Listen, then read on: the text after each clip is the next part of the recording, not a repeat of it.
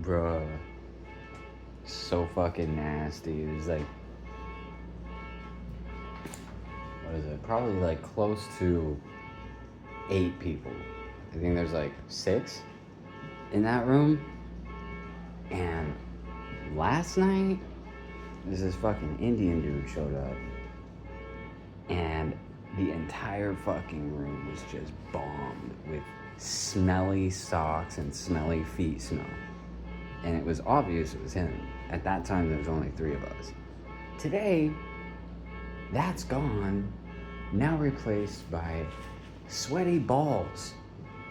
Like motherfuckers in there aren't showering. Probably that guy specifically. He's probably the one. Nigga just doesn't want to jump in the shower. I don't know. It's fucked. And now here's where it gets really fucked up. Like, seriously, it's bad enough. It almost makes me want to just, like, sleep outside. I mean, like, instead of paying for the hostel.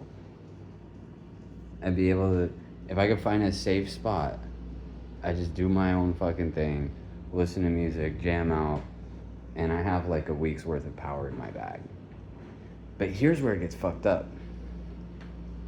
They tried to blame me for it. I mean, like, the staff here, not my roommates and shit. They told me that they're like, I don't know if you need to take a shower or what. And I'm sitting here, I'm like, nigga, this shirt has never been worn before. This hoodie, I just threw in the washer. I have not worn it since I threw it in the washer. All my shit's clean. It's not me. I just took a shower. I take showers every day. I used to take 3 showers a day. I took 2 today, I think. I'm a very fucking clean individual, and I get women. Okay, people who get women are generally at least clean enough, right? So it's the worst of both worlds, which I've become accustomed to, is, I mean, I'm not saying in this particular situation, but being victimized by criminals, and then also being victimized by the authorities who are supposed to go after the fucking criminals. This shit happens to me all the time. This is just a macrocosm. This stupid fucking hostel. Okay? So I have to sit there sniffing on someone else's dirty feet. Some Indian dude's dirty feet. Or dirty laundry, whatever. Dirty whatever. And then sniff on his ball sack. And then I get blamed for it. What the fuck?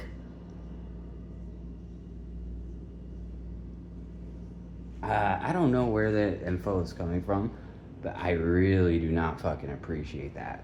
I don't want to smell somebody's dirty ass fucking feet. I don't want to smell their dirty ass fucking laundry. I don't want to fucking smell their ball sack either. And then I don't want to be blamed for it. I don't want to be blamed for what the fuck they're doing. I have not stepped foot in that fucking room all night. Oh, and there's mice. Yeah. It's part and parcel. Fucking ridiculous. As in, okay, so like just to put it in perspective, there is nothing that I can do to change the situation. Right? No matter if I take it, I can take 5 showers. I can go wash all of my clothes right now at the laundromat, bring it all back, take a shower, put on all this freshening shit, all the whatever, cologne, right? It's still not gonna change anything.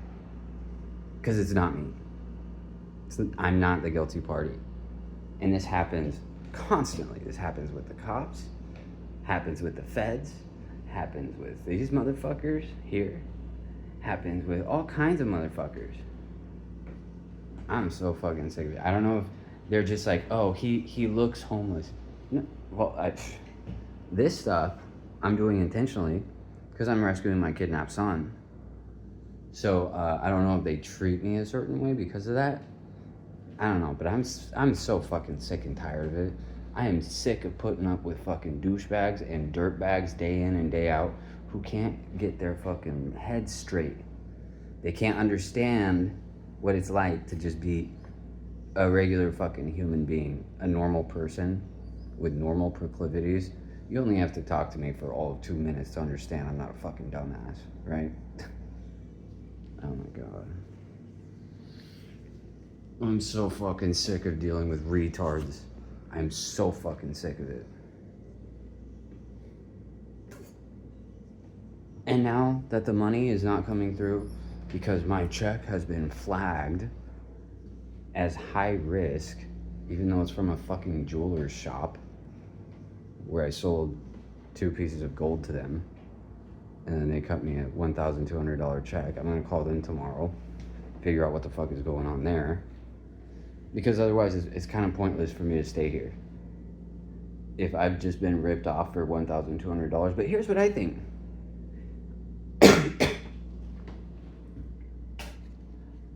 Considering the FBI accosted me in 2 separate states on my way over here, and then I found out that they went and interviewed my piece of shit brother. I don't consider him a brother at all. I've disowned him a long time ago. Everybody hates him. His name is Andrew Stanley. He tried to fucking murder me last year. And in fact, so I mentioned that, and the second time that they accosted me, which was in Toledo, Ohio, I said, she's like, well, we just want to make sure everyone's safe, just like you would want somebody to follow up if you were ever, concerned or whatever for your safety. I was like, oh yeah, you know what? That happened last year when Andrew Stanley tried to murder me. And I told you guys all about it, and I filed reports and shit, and you guys didn't do shit. Yeah, that already happened to me. So how about you leave widowers, pissed off fathers, and grieving widowers trying to rescue their kids? Can you leave them the fuck alone? And can you actually go after criminals that are like openly breaking the law, that would be serving life in prison if they were actually held accountable for their crimes? Can you do that? And she's like, yeah. Because at that point she was on the defensive after we had gotten so far through the interview, and I was pissed the fuck off. It's like, yeah, what about the fucking would-be murderer that you guys let loose in Georgetown, Kentucky? Can you guys go after the fucking criminals for once in your fucking lives? Can you do that? And you know what they did? They did go pay him a visit. You wanna know why? To try and get dirt on me. Ask him questions about me. Now, you might imagine the guy that's trying to get away with a vicious, bloody assault and attempted murder might not have the kindest things to say about his victim who is seeking justice, who he tried to frame. I can imagine how that conversation and discussion went. So it kind of seems like the FBI was like, attempted murder, huh? Hey, yeah, it looks like he tried to frame him and make it seem like the opposite of what it actually was. You know what? I bet they would be willing. I bet this douchebag, this alcoholic who hasn't worked for the better part of 20 years, whose wife divorced him and family has completely disowned him, I bet that piece of shit would be willing to talk some shit about Taylor Stanley, who's trying to get his kid back, which is inconvenient for us because it exposes the Epstein government. I'm willing to bet Andrew Stanley would be willing to say, oh, that Taylor guy, he's totally unhinged, blah, blah, blah, blah, blah, blah. I have a very sneaking suspicion. So, what a fucking slap in the face that is, huh? Where are we at, 9 minutes? What a fucking slap in the face that is, right? Is that I'm telling them, this guy tried to fucking murder me. I have proof for it. I have all the evidence you could ever want, including eyewitness testimony from many different individuals, but including his ex-wife, that would all corroborate my claims.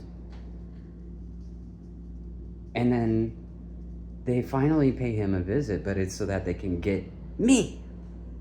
Not so that they can investigate him, so they can get me.